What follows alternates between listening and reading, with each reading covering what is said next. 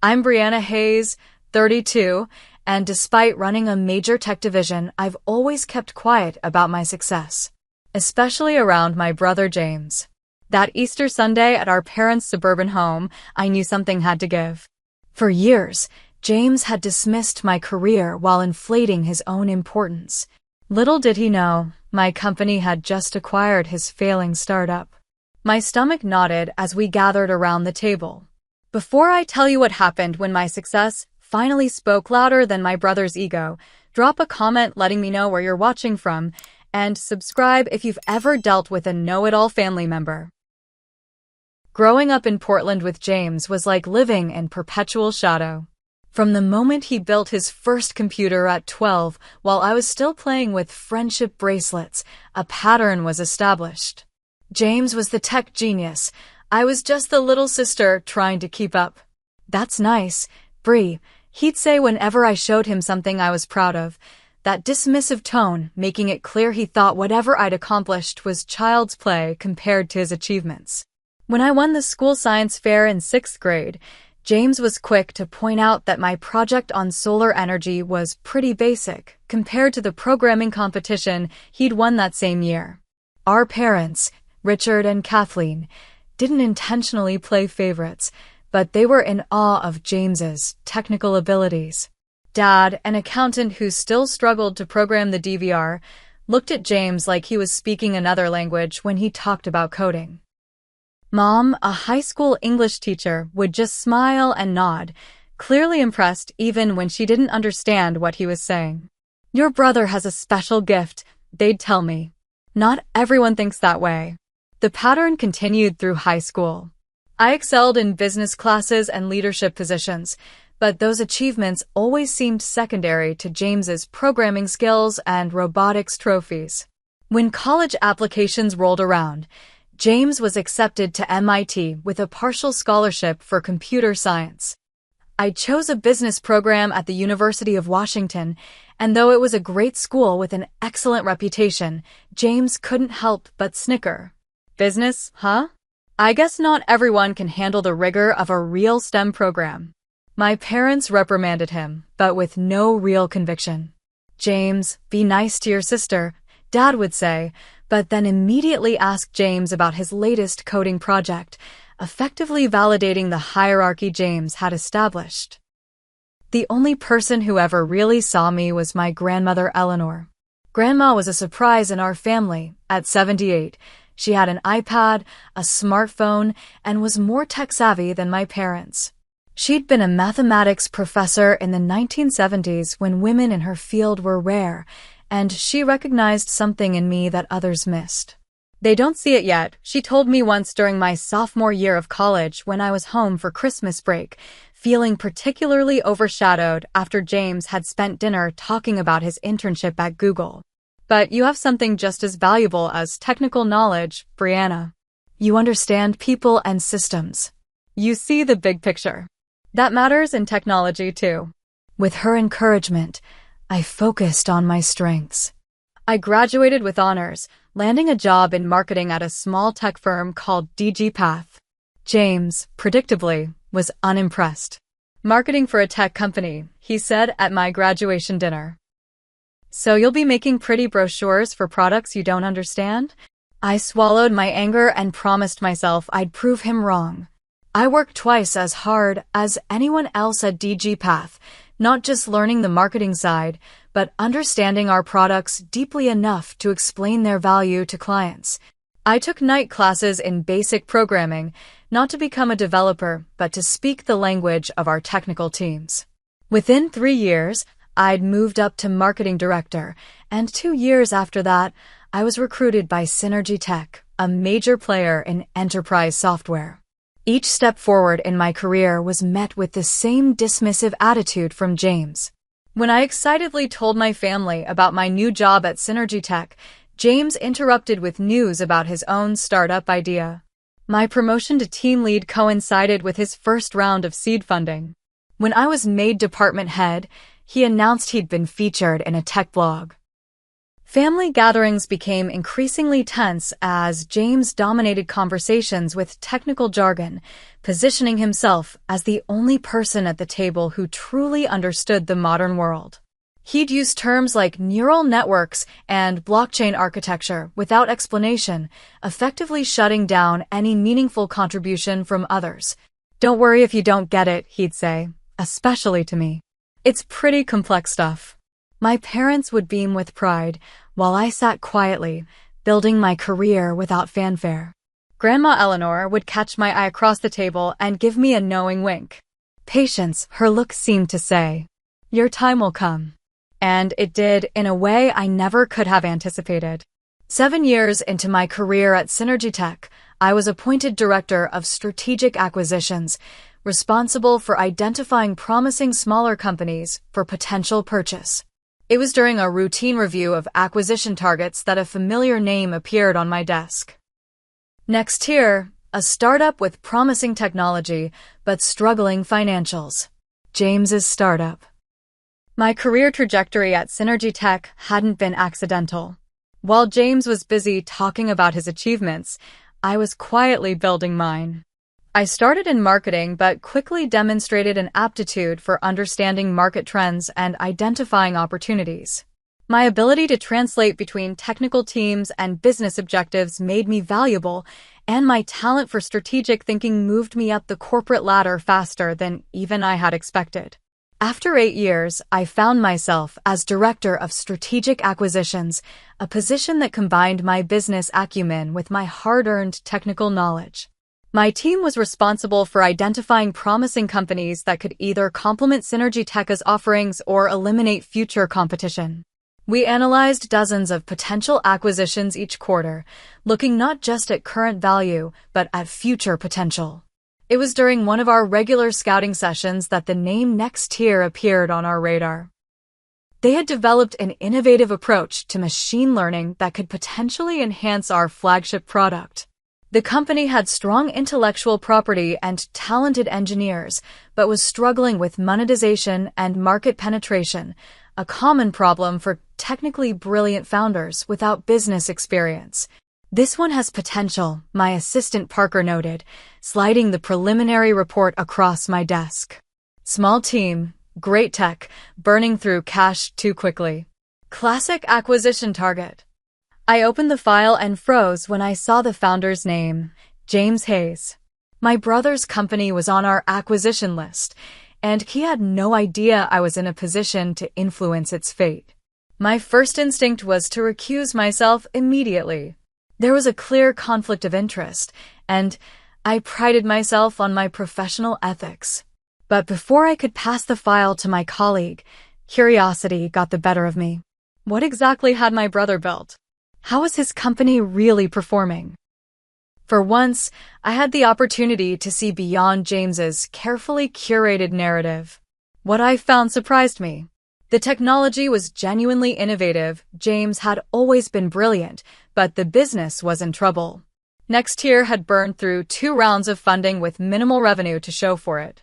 Their customer acquisition costs were unsustainable, their marketing strategy was inconsistent, and they had no clear path to profitability.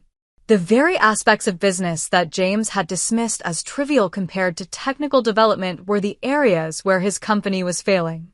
I arranged a meeting with our Chief Strategy Officer, Monica Reynolds, to discuss the situation. "I need to disclose a potential conflict," I said as soon as we sat down. "Nextier's founder is my brother." Monica raised an eyebrow. "I didn't realize your brother was in tech." I laughed despite myself. "Oh, he's made sure everyone knows he's in tech. He just doesn't advertise that his sister works for a corporate sellout like Synergy Tech." After discussing the ethical considerations, we decided that I would recuse myself from direct negotiations, but could remain involved in an advisory capacity. The acquisition made sense for Synergy Tech regardless of my personal connection, and my knowledge of both the technology sector and my brother's work could be valuable.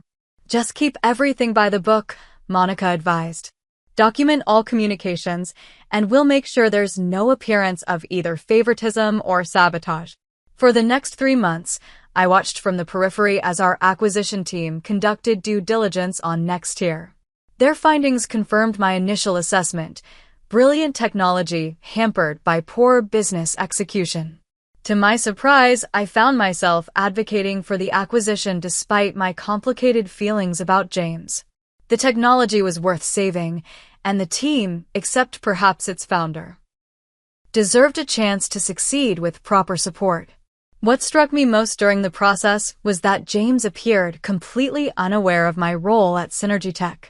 In the few family gatherings that occurred during this period, he continued to talk down to me about tech while I sat silently, knowing more about his company's financial state than he realized I could possibly understand.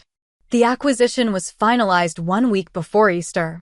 Nextier would become a subsidiary of Synergy Tech, with their technology integrated into our main platform. James would stay on as a technical advisor for 1 year, reporting to a manager who, ironically, reported to me. The financial terms were generous, more generous than the company's performance warranted, but we were paying for the intellectual property and talent, not the current revenue. As Easter approached, I found myself increasingly anxious about the inevitable family gathering.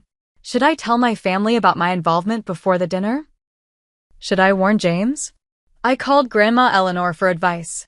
"You've done nothing wrong, Brianna," she said firmly. "You've built a career you should be proud of, and you've conducted yourself ethically throughout this process. If James has misrepresented his success or underestimated yours, that's for him to reconcile." "But it's going to be so awkward," I groaned. "Perhaps," Grandma replied, and I could hear the smile in her voice. "But sometimes a little awkwardness is necessary for growth. Come to dinner, be yourself, and let the truth find its way to the table." So that's what I decided to do. I would attend Easter dinner without preemptively revealing my role in the acquisition. I wouldn't lie if asked directly, but I wouldn't volunteer information either. Let James tell his version first, I thought. After all these years of living in his shadow, I was curious to see how he would present his company's successful exit. Easter Sunday arrived with deceptive tranquility. The April sky was clear blue, blossoms dotted the trees in my parents' yard, and the air carried that distinctive spring freshness. I pulled up to my childhood home with Michael, my boyfriend of 2 years, beside me. Michael squeezed my hand reassuringly. "Remember, you've done nothing wrong," he said, echoing Grandma Eleanor's words. "And I'm here for moral support." Michael knew all about James. He'd witnessed enough family gatherings to understand the dynamic, and he'd been my sounding board throughout the acquisition process.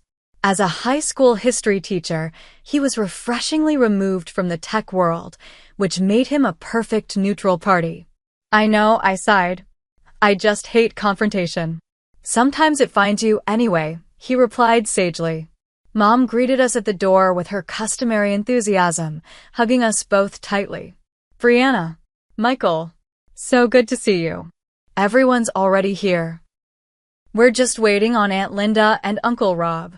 By everyone, she meant James and his wife Heather had already arrived, along with Grandma Eleanor and my father's brother Uncle Dave with his family. I steeled myself and stepped into the living room. James was holding court by the fireplace, gesturing animatedly while Heather smiled politely beside him. Dad and Uncle Dave were nodding, seeming impressed by whatever he was saying. Heather spotted me first and waved, genuine warmth in her expression. Despite everything, I'd always liked Heather. She was kind and unpretentious, a pediatric nurse who seemed to balance James's ego with her own groundedness. "Brianna," she exclaimed, coming over to hug me. "It's been too long." James turned, his storytelling interrupted. "Oh, hey sis. Michael." He nodded curtly at my boyfriend before immediately pivoting back to his audience. "Anyway, as I was saying, the exit strategy worked perfectly. You have to know when to cash in your chips in this industry." My stomach tightened. Exit strategy?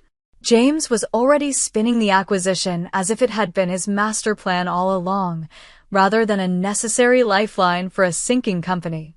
"Tech is so volatile right now," he continued, "but if you know what you're doing, you can position yourself for maximum leverage." Dad beamed proudly. James was just telling us about his company's acquisition. Sounds like he made quite a deal. Is that right? I said, keeping my voice neutral. Congratulations, James. He shrugged with affected modesty. Just how the game is played. Not everyone understands the long-term strategy involved. Brianna works in tech too, Michael interjected helpfully. James laughed. Yeah, marketing for some corporate giant. Not quite the same as founding and exiting a startup. Before I could respond, Mom called from the kitchen. Brianna, could you help me with the deviled eggs? Grateful for the escape, I slipped away to the kitchen where Grandma Eleanor was already arranging appetizers on a platter. She looked up as I entered, her eyes twinkling. Just in time, she said, handing me a serving spoon. Your mother needs help, and I need entertainment. How's our tech mogul spinning his tail out there? Grandma, I whispered, glancing toward the door. He's acting like he orchestrated the whole thing as some brilliant strategy. She chuckled softly. Men like your brother often rewrite history to protect their egos. The question is, what are you going to do about it? I busied myself with the deviled eggs. Nothing, I guess. What can I do? Stand up and announce that his company was failing and my company saved it. You could, she said calmly. Or you could simply tell the truth if asked directly. Not to humiliate him, but because truth matters. Especially in families. You don't think I should just let it go? Keep the peace. Grandma Eleanor placed a warm hand over mine.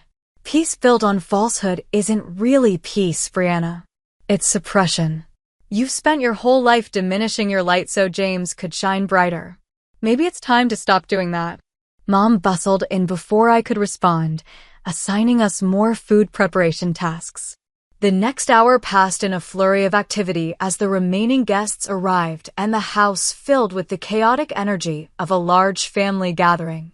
Through it all, I could hear James's voice rising above others, continuing to shape his narrative of entrepreneurial brilliance.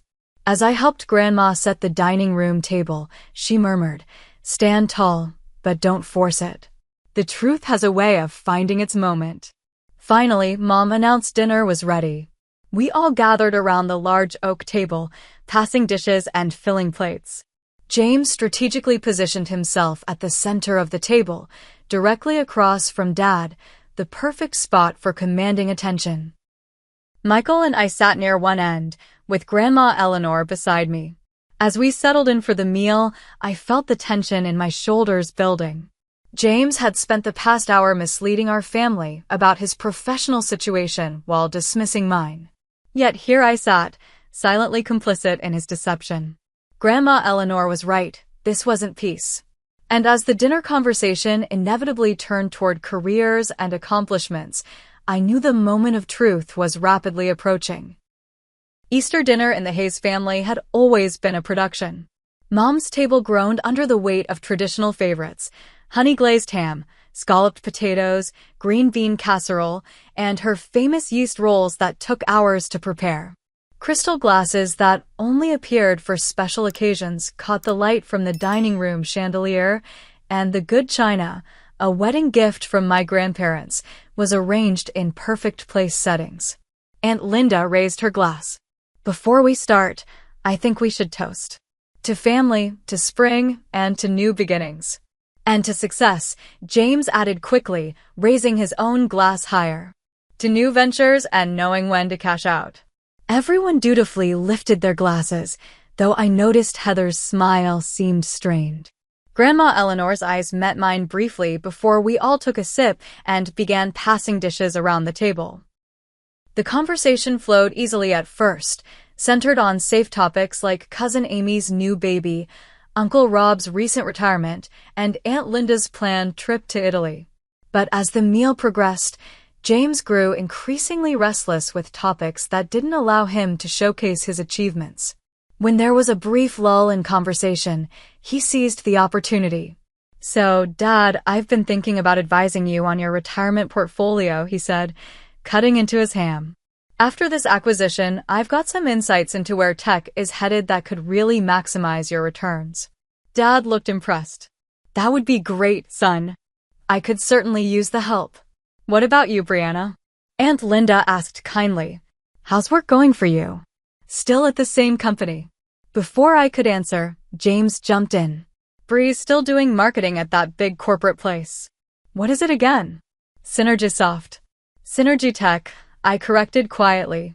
Right, James continued dismissively.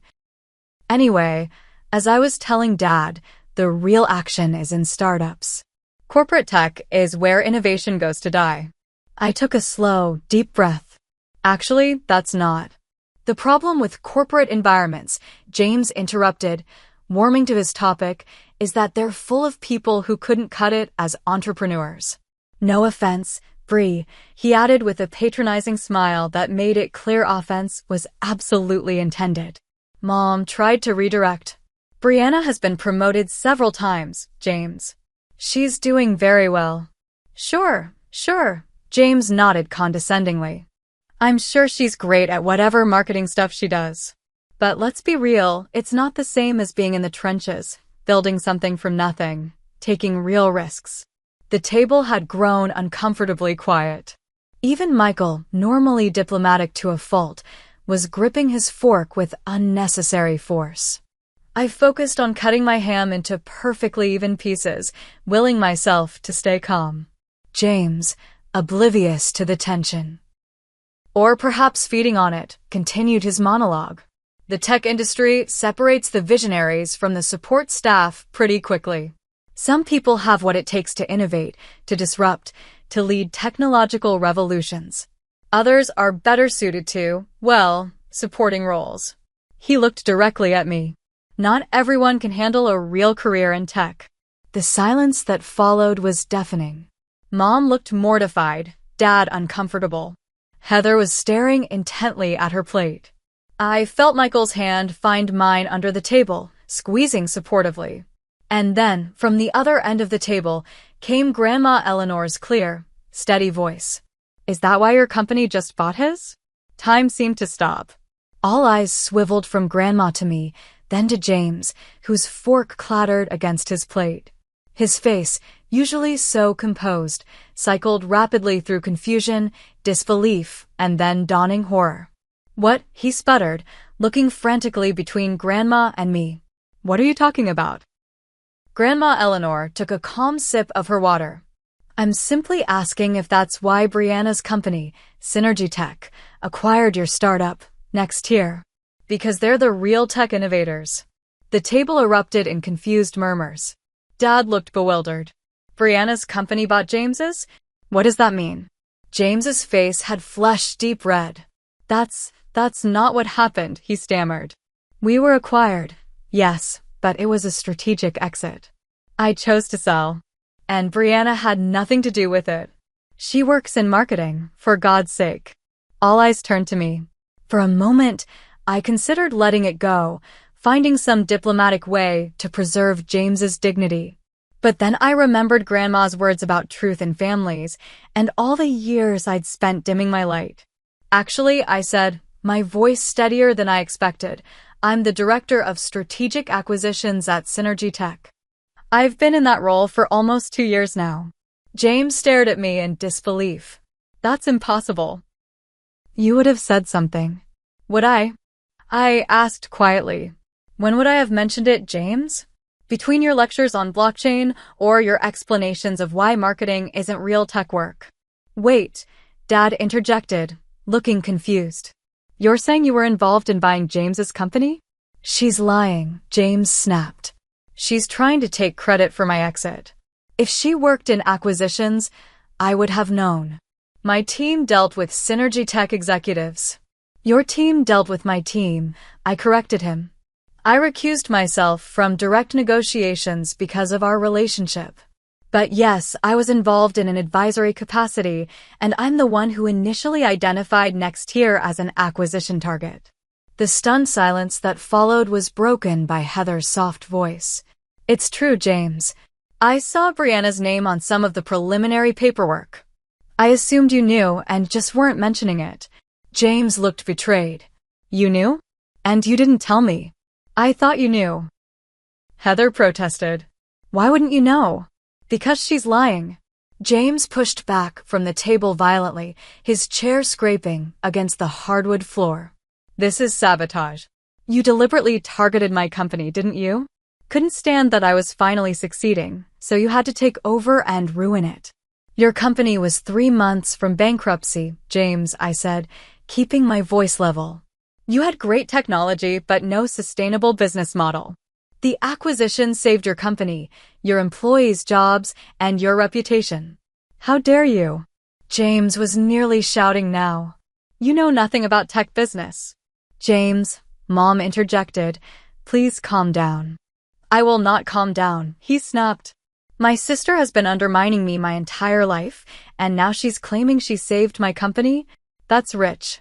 I looked around the table at the shocked faces of my family. I'm not claiming I saved anything. I'm just telling the truth about what I do and what happened. Nexteer had valuable IP and talented engineers. That's why we acquired it. It was a business decision, not a personal one. James laughed bitterly. Right. Just business. Is that why you never mentioned your role? Because it was so impersonal.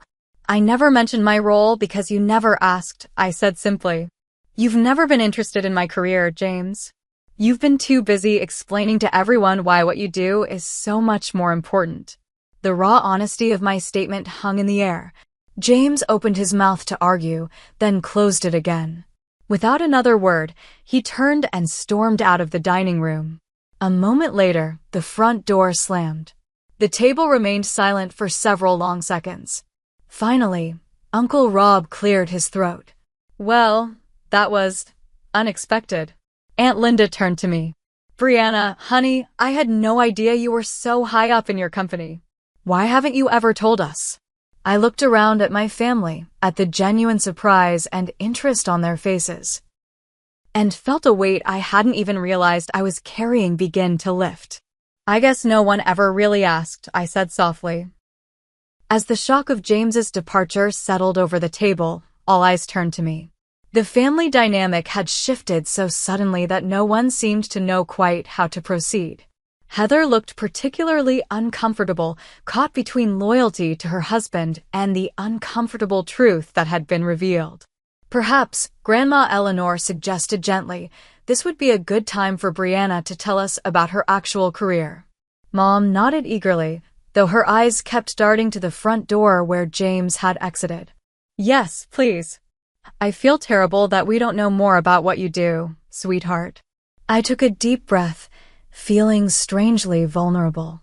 For years, I'd protected myself by keeping my professional life separate from my family, partly because of James's dismissive attitude and partly because I'd grown accustomed to being overlooked. I started at Synergy Tech in marketing, that's true, I began. But I moved into product strategy after 2 years, then to business development, and finally to acquisitions. I've been with the company for 9 years now. 9 years. Dad looked surprised. That's impressive in tech, isn't it? Such a volatile industry. Michael nodded. Extremely impressive. Brianna manages a team of 15 people and reports directly to the C-suite. A small smile tugged at my lips as I glanced at my supportive boyfriend. It's a good position. I enjoy the work. But what exactly do you do? Aunt Linda asked, seeming genuinely interested. So I told them. I explained how my team identified promising companies with valuable technology or market position, how we evaluated their potential fit with Synergy Tech, and how we structured deals that benefited both parties. I described the due diligence process, the negotiation strategies, and the integration challenges that followed acquisitions. That sounds incredibly complex, Uncle Rob commented. I had no idea. And Nexteer? Dad asked cautiously. How did that come about? I explained the process as factually as possible, emphasizing the professional aspects and downplaying any personal elements. The technology was genuinely innovative, I said, wanting to be fair to James despite everything.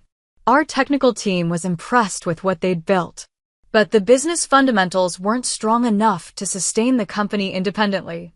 So you saved them, Aunt Linda concluded. We made a business decision that benefited both companies, I corrected gently. Synergy Tech got valuable IP and talent. Next year's investors got a better return than they would have otherwise, and their employees got job security. And James? Mom asked quietly. James received fair compensation for his work and has a 1-year contract as a technical advisor, I explained. After that, he can stay on if both parties agree it's working out. Heather, who had been quiet until now, suddenly spoke up. The acquisition saved us financially, she admitted. James wouldn't want me to say this, but we were in trouble. He'd put everything into the company, our savings, a second mortgage on our house. We were 3 missed payrolls away from losing everything. Her honesty surprised me. James had always presented their life as one of startup glamour and imminent success. I'd had no idea they were so financially vulnerable. I didn't know it was that serious, I said softly. Heather nodded. James is proud. He wouldn't admit how bad things had gotten. When Synergy Tech's offer came through, it was like a miracle, but he couldn't see it that way. To him, it felt like failure. Dad looked troubled. But why wouldn't he tell us? We could have helped. For the same reason he couldn't admit Brianna might be successful in tech, Grandma Eleanor interjected wisely. Pride. The conversation paused as we all absorbed this. I felt a complex mix of emotions, vindication that my family finally understood my career, sadness for James's struggles, and lingering frustration that it had taken this kind of confrontation for the truth to emerge. I should probably go talk to him, Heather said, moving to stand. No, I said, making a sudden decision. I'll go. Michael squeezed my hand. Are you sure? I nodded. We need to clear the air once and for all. As I pushed back from the table, Mom looked worried. Brianna, maybe give him some time to cool down first? We've given this situation years to cool down, Mom, I replied. I think it's time for some honest conversation. I found James sitting on the front porch steps, staring out at the quiet suburban street. He didn't look up when I sat down beside him, leaving a careful distance between us. Come to gloat? He asked flatly. No, I said. I came to talk. Actually talk, for once. He gave a humorless laugh. What's there to talk about? You won. Congratulations. This isn't about winning or losing, James. It's about truth. And the truth is, I've spent my entire career being dismissed by you, watching you convince our family that what I do doesn't matter because it's not real tech work. So this was revenge? Getting your company to swallow mine. I sighed in frustration. Do you really believe that? Do you honestly think I would risk my professional reputation and potentially violate corporate ethics just to get back at you? James was quiet for a moment. When did you become director of acquisitions? He finally asked. 2 years ago. And you never thought to mention it at family gatherings? When would I have mentioned it, James? I asked.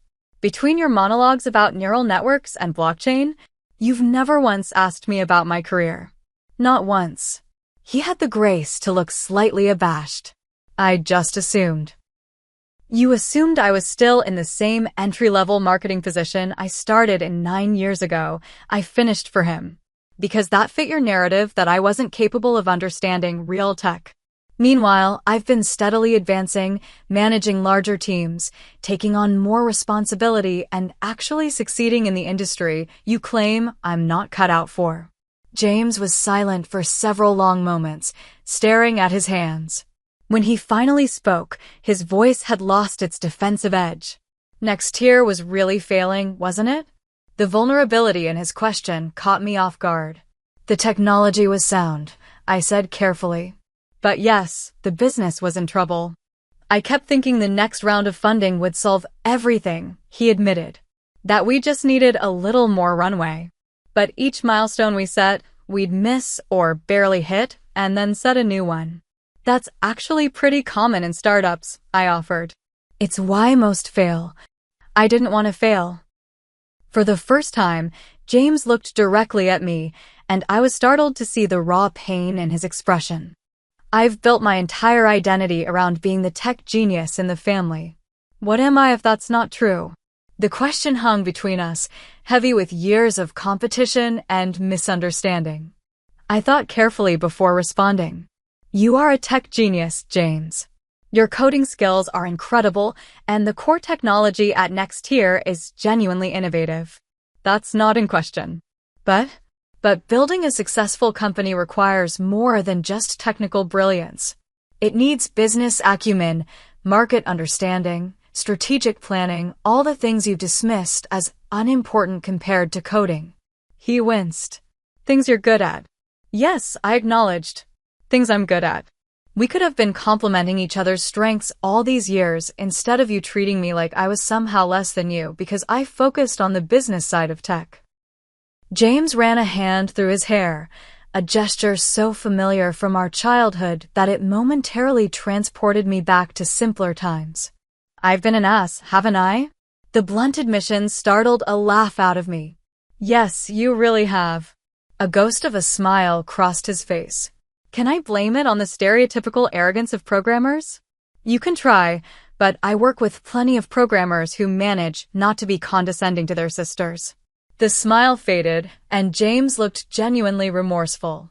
I'm sorry, Bree. I really am. I don't think I realized how dismissive I've been until I heard it played back to me today. It was the first genuine apology I could remember receiving from my brother in years, possibly decades. Thank you for saying that. So what happens now? He asked.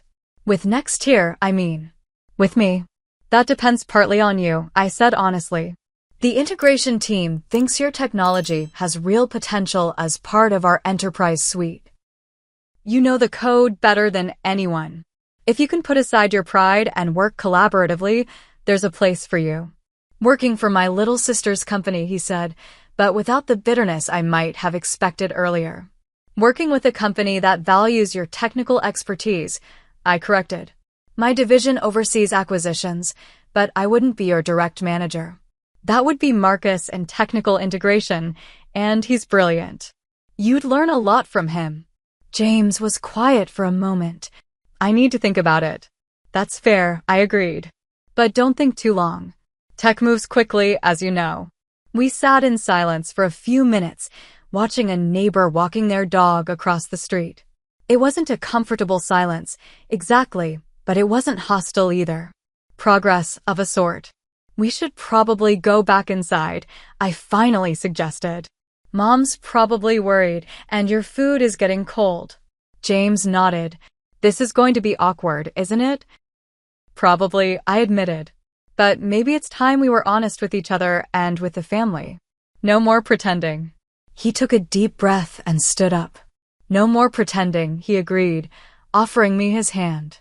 I took it, allowing him to help me up, and together we walked back toward the house, toward a family dinner that would be uncomfortable but also, perhaps, the first honest one we'd had in years. Walking back into the dining room with James felt like re-entering a different world. The conversation stopped abruptly, all eyes turning toward us with varying degrees of concern and curiosity. Heather looked particularly relieved to see her husband return, some of the tension leaving her shoulders. Everything okay? Mom asked cautiously. James and I exchanged a glance. We're working on it, I answered honestly. We returned to our seats, and an awkward silence descended on the table. Uncle Rob cleared his throat. Should we, continue with dinner? Yes, please, I said gratefully. Pass the potatoes? The meal resumed with forced normalcy, conversation carefully steered toward neutral topics. But there was an unspoken acknowledgement that something fundamental had shifted in our family dynamic. James was uncharacteristically quiet, contributing to the conversation only when directly addressed. I could almost see him processing everything, recalibrating his understanding of our relationship and his place in the family narrative. As dessert was being served, Mom's traditional lemon meringue pie, James suddenly spoke up. I owe everyone an apology, he said, his voice lacking its usual confidence. Especially you, Brianna. All eyes turned to him in surprise. James Hayes didn't apologize, it simply wasn't in his repertoire. I haven't been honest about my company's situation, he continued. The truth is, Nextier was struggling badly. The acquisition by Synergy Tech wasn't my brilliant exit strategy. It was a lifeline I was lucky to get. Heather reached over to squeeze his hand supportively. And I've been less than supportive of Brianna's career, he admitted. Actually, that's an understatement. I've been dismissive and condescending, and I was completely wrong. She's achieved more in tech than I realized, and I should have been celebrating her success instead of diminishing it. The raw honesty in his voice rendered me speechless. This was a side of James the first hadn't seen since we were very young, before competition and ego had created a wall between us. Dad looked between us, clearly struggling to reconcile this new information with years of established family dynamics. James, we had no idea things were so difficult with your company. Why didn't you tell us? James shrugged, a gesture both defensive and vulnerable. Pride, I guess.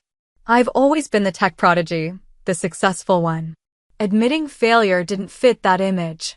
But sweetheart, Mom said gently, success isn't just about never failing. It's about how you handle challenges. Besides, Grandma Eleanor added with characteristic directness, it seems the real tech success story in this family has been quietly unfolding while we were all distracted by louder narratives. She smiled at me, and I felt a rush of gratitude for her unwavering support. I think, Dad said slowly, that we owe Brianna an apology too. He turned to me with genuine regret in his eyes. We should have asked more questions about your career, celebrated your achievements the way we celebrated James's. I'm sorry we didn't do that. We're very proud of you, sweetheart, Mom added, her eyes glistening. I just wish we'd known more about what you were accomplishing. The validation I'd unconsciously sought for years washed over me, both gratifying and slightly discomforting in its intensity. Thank you, I managed. That means a lot. So what happens now? Aunt Linda asked. With the company, I mean. James looked to me, tacitly acknowledging my expertise. It was such a reversal of our usual dynamic that it took me a moment to respond. Nextier's technology will be integrated into Synergy Tech's main platform, I explained. The technical team has the option to join Synergy Tech, including James, who has a 1-year contract as a technical advisor. And will you? Uncle Rob asked James directly. Stay on, I mean? James glanced at me, then at Heather, before answering. I'm considering it. It would mean accepting a different role than I'm used to, but... He paused, seeming to choose his words carefully. Maybe it's time I learned some new skills. The business side of things, specifically. It was as close to an acknowledgement of my expertise as I'd ever heard from him. I decided to meet him halfway. The tech industry works best when different types of expertise collaborate, I offered. Technical brilliance and business acumen aren't mutually exclusive, they're complementary. Like brother and sister? Grandma Eleanor suggested with a knowing smile. James actually laughed. Exactly like that, I suppose. As the meal continued, the conversation began to flow more naturally. For perhaps the first time in our adult lives, James and I engaged in a genuine dialogue rather than parallel monologues or one-sided lectures. He asked questions about my role at Synergy Tech with authentic interest, and I inquired about the technical challenges he'd solved at Nextier. Our family watched this exchange with something like wonder, as if witnessing a rare natural phenomenon. After dessert, as we helped clear the table, Dad pulled me aside. I had no idea, Brianna, he said quietly. About your job, about how successful you've become. Why didn't you tell us more? I considered the question seriously. I think after a while, I just got used to being in the background. James was always so forceful about his accomplishments that it seemed easier to stay quiet about mine. Dad looked genuinely distressed. We should have noticed. I should have noticed. It's okay, Dad, I reassured him. We all fell into patterns, but maybe now we can create some new ones. Later, as we gathered in the living room for coffee, Grandma Eleanor orchestrated a moment that would have seemed impossible just hours before. I think, she announced with the authority that only an elder matriarch can command, that we should have a proper toast to both his siblings and their achievements in technology. She raised her coffee cup, eyes twinkling, to James, whose technical brilliance created valuable innovation, and to Brianna, whose business acumen ensures that innovation reaches its potential in the market. May they both continue to succeed, perhaps even together. To James and Brianna, the family echoed, raising their cups. James caught my eye across the room and raised his cup a little higher in my direction. A simple acknowledgement, but one that spoke volumes about the shift in our relationship. As the afternoon turned to evening and guests began to depart, James approached me one more time. I meant what I said earlier, he told me quietly. I am sorry for how I've treated you and your career. I know, I said. And I appreciate that. He hesitated, then added, I'm going to take the position at Synergy Tech. I've got a lot to learn about the business side of tech, and... He smiled ruefully. It seems I have access to a pretty good teacher. I couldn't help but smile back. Just promise not to call it not real tech work, and we'll be fine. Deal, he agreed, extending his hand formally. I bypassed the handshake and gave him a quick hug instead. Happy Easter, James. Happy Easter, Bree, he replied, and for the first time in years, the nickname held affection rather than condescension. As Michael and I drove home that evening, I felt both exhausted and strangely invigorated. Years of family dynamics had been upended in a single afternoon, old patterns disrupted, new possibilities revealed. How are you feeling? Michael asked as we navigated the evening traffic. I considered the question carefully. Like something that was knotted for a very long time is finally starting to untangle, I said. It's uncomfortable, but also freeing. He smiled. Your grandmother is something else, you know that? I laughed. Oh, I know. She's been waiting for this showdown for years. Think things will actually change with James? I think they already have, I said thoughtfully. Whether those changes stick, well, that's up to both of us. As we pulled into our driveway, I realized I felt lighter than I had in years. The truth, once spoken, had cleared away long-standing cobwebs of misunderstanding and resentment. There would be awkward moments ahead, old habits reasserting themselves, new boundaries to establish. But for the first time since childhood, I felt hope for my relationship with my brother, not as competitors, but as colleagues, maybe even collaborators. Family. 3 months after that fateful Easter dinner, I found myself sitting across from James in the Synergy Tech cafeteria. It had become our weekly ritual, Tuesday lunch, to discuss the integration of next year's technology and to catch up as siblings. Today, James was animatedly explaining a new approach to the algorithm that had been next year's core innovation. The processing speed has increased by 37%, he said, his eyes bright with the excitement that had always characterized him when discussing technical challenges. Marcus thinks we can push it even further if we restructure the data pipeline. I smiled, genuinely impressed. That's fantastic, James. The enterprise clients will love that kind of performance boost. It's actually building on something your data science team suggested, he admitted, a statement that would have been unthinkable 4 months ago. Turns out there are some smart people here at the corporate sellout. We both laughed at his reference to his former dismissal of Synergy Tech. In the 3 months since James had joined the company, I'd watched him slowly adapt to corporate culture.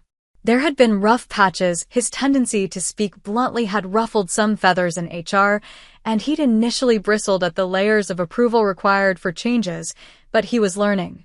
More surprisingly, he seemed to be enjoying the stability and resources a larger company provided. How are things with Marcus? I asked, referring to his direct manager. James considered the question. Good, actually. He knows his stuff, and he doesn't micromanage. I'm learning a lot about project management from him. And team leadership? Still a work in progress, he admitted ruefully.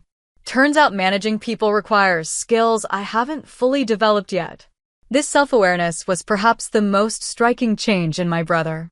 The James of 6 months ago would never have acknowledged any skill deficit. You'll get there, I assured him. It takes time. Our conversation drifted to family matters. Mom and Dad had visited the Synergy Tech campus the previous week, finally seeing firsthand what both their children did professionally. It had been a revelation for them, especially Dad, who had spent the entire tour alternating between proud exclamations and confused questions about technology. I think they're still processing it all, James said. 20 years of thinking I was the only tech person in the family, and now they're trying to understand that you've been quietly outranking me for years. Not outranking, I corrected gently. Different paths, different skills. He nodded, acknowledging the distinction. Fair enough. Speaking of family, are you free for dinner at Grandma Eleanor's this weekend? She specifically requested both of us. I smiled. Since Easter, our grandmother had become even more deliberate in fostering our rebuilt relationship. Wouldn't miss it. That woman's cooking is worth any family therapy session she might have planned. She's subtle as a sledgehammer, James agreed affectionately. But effective. As we finished lunch and walked back toward our respective departments, I reflected on how much had changed. Our relationship remained a work in progress. Decades of established patterns couldn't be undone in mere months, but each interaction felt more authentic than the last. There were still moments when James slipped into his old condescending tone when discussing technical matters, but now he caught himself, often with a sheepish smile. Similarly, I was learning to assert my expertise rather than silently seething when overlooked. Our parents, too, were adapting to this new family dynamic. Mom had started asking specific questions about my work, making a genuine effort to understand what I did. Dad had begun forwarding me articles about women in tech leadership, his way of showing he recognized my place in that world. The most profound change, however, was internal. After years of diminishing my accomplishments to keep peace in the family, I was learning to take up space, to acknowledge my expertise, to correct misperceptions without apology. In professional settings, this newfound confidence translated to more effective leadership and clearer communication with my team. The following weekend, as promised, James and I joined Grandma Eleanor for dinner at her cozy apartment. After a meal of her famous pot roast, she served coffee in her living room and fixed us both with her characteristic direct gaze. So, she said, settling into her favorite armchair, "How are my two tech executives getting along these days?" James and I exchanged amused glances. Subtlety isn't your strong suit, is it, Grandma? I teased. At my age, dear, there's no time for beating around the bush, she replied. Well, we're doing well, James answered. Better than I expected, honestly. He's learning to accept feedback without taking it as a personal attack, I added with a smirk. And she's learning to give feedback without sounding like a corporate training manual, James countered good-naturedly. Grandma Eleanor smiled, satisfaction evident in her expression. Good. Families should be honest with each other, but kindly so. I've been thinking about that a lot lately, I said. About honesty in families. For years, we all participated in this fiction that James was the only tech success story.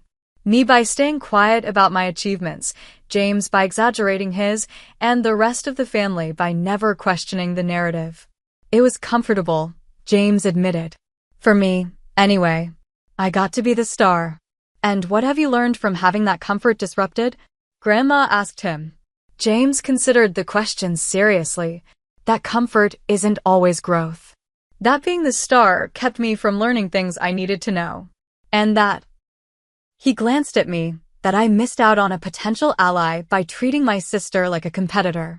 Grandma nodded approvingly before turning to me. And you, Brianna? What have you learned? That silence isn't actually peace, I said. That diminishing myself to make others comfortable wasn't serving anyone, least of all me.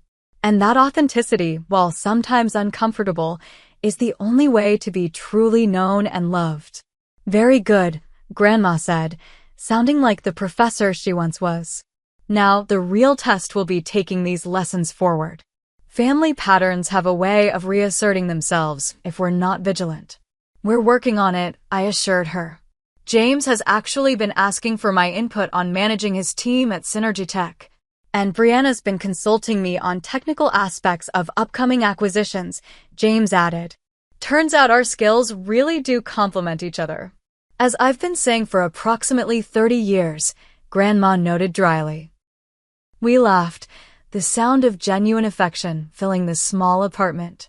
As the evening wound down and we prepared to leave, Grandma Eleanor held both our hands in hers. I'm proud of you both, she said simply. Not just for your professional accomplishments, impressive as they are, but for doing the hard work of breaking unhealthy patterns. That takes more courage than any career achievement. On the drive home, I found myself reflecting on her words. It had indeed taken courage to disrupt the comfortable fiction our family had maintained for years. But the freedom that came with authenticity was worth the temporary discomfort. James and I would never have a perfect relationship. Siblings rarely do. We were too different in our approaches, too shaped by our individual experiences. But we had found a way to respect those differences rather than allowing them to divide us. To see them as complementary rather than competitive. In the tech industry, where change is the only constant, adaptability is essential for success.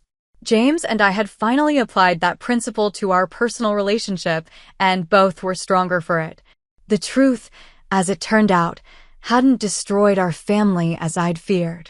It had rebuilt it on a more solid foundation, one where achievements weren't compared but celebrated, where differences weren't threats but assets, and where being known was more important than being impressive. It was a lesson I carried forward into all aspects of my life, that authentic connections, built on honesty rather than performance, were the most valuable technology of all.